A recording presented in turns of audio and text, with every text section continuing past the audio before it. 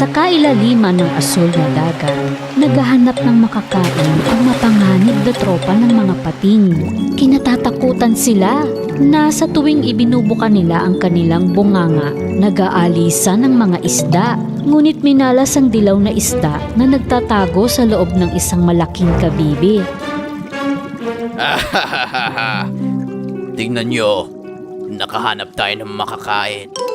Yay! Kainin na natin. Kakainin na sana ng mga pating ang dilaw na isda nang makita nila ang isang mas malaking isda sa itaas. Teka, tignan nyo. Mas malaking isda, oh. Yun ang kainin natin. Hehe, oo nga. Ngunit huli na nang mapagtanto nila na ang malaking isda na gusto nilang kainin ay isa palang laruang isda sa dulo ng kawit ng mangingisda. Aray! Ngipin ko. Nasaktan ang ngipin ko. Ang ilong ko. Sumakit ang ilong ko. Habang abala sila sa laruang isda, nakatakas ang dilaw na isda at maswerteng hindi siya nakain ng mga pating. Dahil sa inyo nawala ang tanghalian natin. Hindi lamang pating ang makikita sa magandang dagat. Ito ay malawak at puno ng makukulay at masasayang pamilya ng isda. Uwi na! Pasok na kayo sa loob! Pero nanay, kailangan kong manguha ng makakain natin. Doon lang kayo sa loob ng bahay habang wala ako, ha? Nanay, sama kami sa'yo. Sige na, sige na.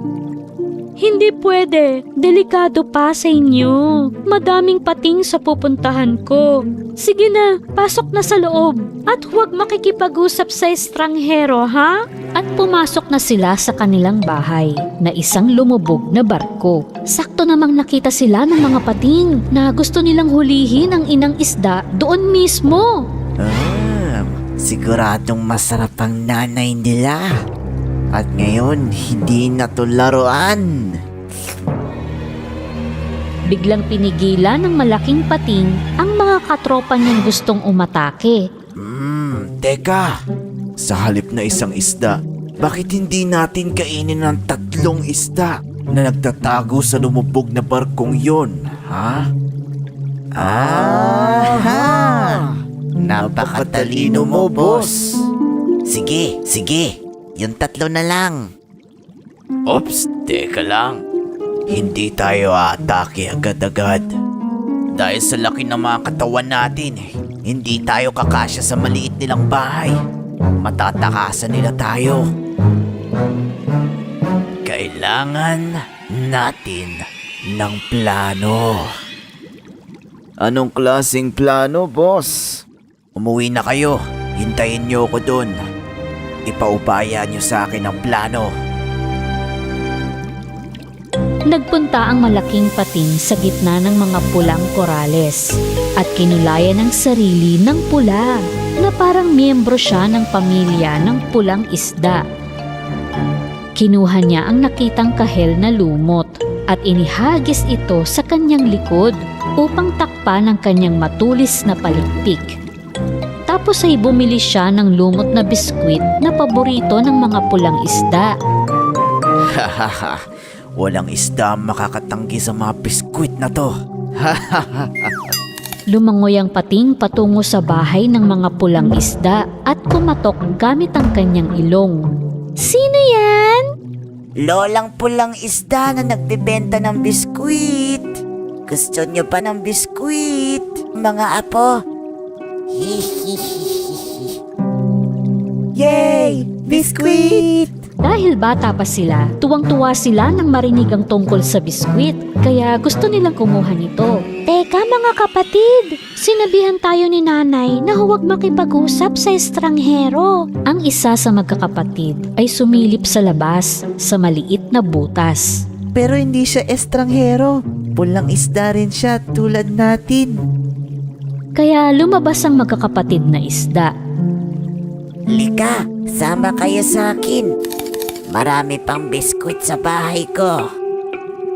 Sinundan ng mga pulang isda ang pating.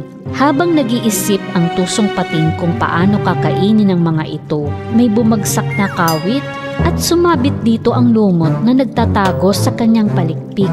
At napagtanto ng mga pulang isda na siya ay isang pating. Pating siya! Takbo! Ang isa ay nagtago sa likod ng mga bato, ang isa sa mga korales at ang isa sa ilalim ng bato.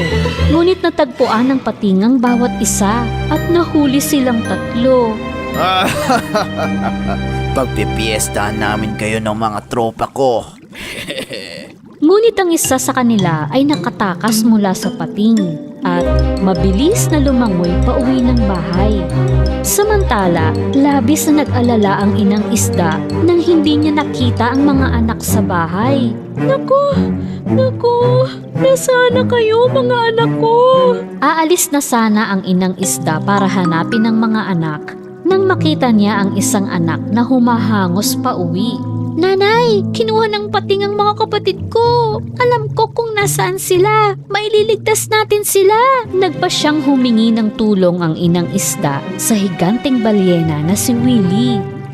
At lumangoy silang tatlo patungo sa kinaroroonan ng tropa ng mga pating. Nang kakain pa lang ang mga pating, nagulat sila nang makitang dadalawa lang ang isda nila. Pero dadalawa lang yung pulang isda, boss. Ha? Ano? Di kaya natakasan ka ng isa, boss? Oo, ako ang tumakas. Ano? Noon nila nakita ang malaking balyena na si Willie at takot na takot sila. Sa ganitong paraan nailigtas ang dalawang maliit na pulang isda. Agad nang umanga si Willie at sinubo ang tatlong pating. Naku, lagot na! Tulong! Saklolo! Natatakot ako! Manguhuli pa ba kayo ng mga batang isda?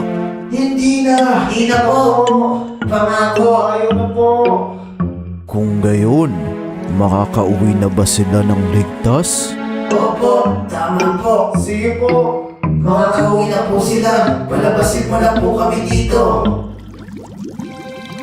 Kaya ligtas na nakauwi ang pamilya ng pulang isda.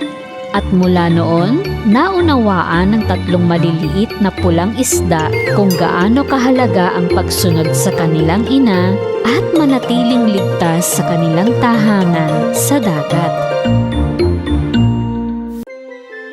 Sa isang malayong nayon, may isang matandang mag-asawa na may alagang mataba at mabangis na pusa na nagngangalang Milo. Ngunit hindi lang siya ang hayop sa bahay na ito. Isang napakalaking pamilya ng daga ay naninirahan sa loob ng mga dingding. Kapag naghahanap sila ng pagkain, nag-iingat sila na hindi mahuli ni Milo. Saluhin mo! Nasa loko! Mag-ingat ka! Nasa likuran mo si Milo! Sa tuwing lalabas ang mga daga sa lungga upang manguha ng pagkain, hinuhuli sila ni Milo. Ha? Nandito ba ang lahat? Gonzo? Nandito po ako, nanay. Ang anak kong si Princess, nandito ba? Opo, nanay. Mabuti naman makakakain na tayo. Halika na mga bata. Habang kumakain ang pamilyang daga, maingat na pinagmamasdan ni Milo ang kanilang lungga. Mga bata, huwag paglaruan ng pagkain. Ngunit kasasabi pa lang nito ng nanay na daga, pinasok ng mabangis na pusa ang kanyang paa sa butas ng dingding. Nagtakbuhan at nagkagulo sa takot ang pamilyang daga. Nahuli ng mabilis niyang kuko ang buntot ni Princess. Tulong! Nahuli niya ang buntot ko! Kakainin ni Milo si Princess, kaya buong tapang siyang iniligtas ng kapatid na si Pongko. Dahil hindi nakuha ni Milo ang gusto niya, naiinis na umungol ito at bumalik sa kanyang kama.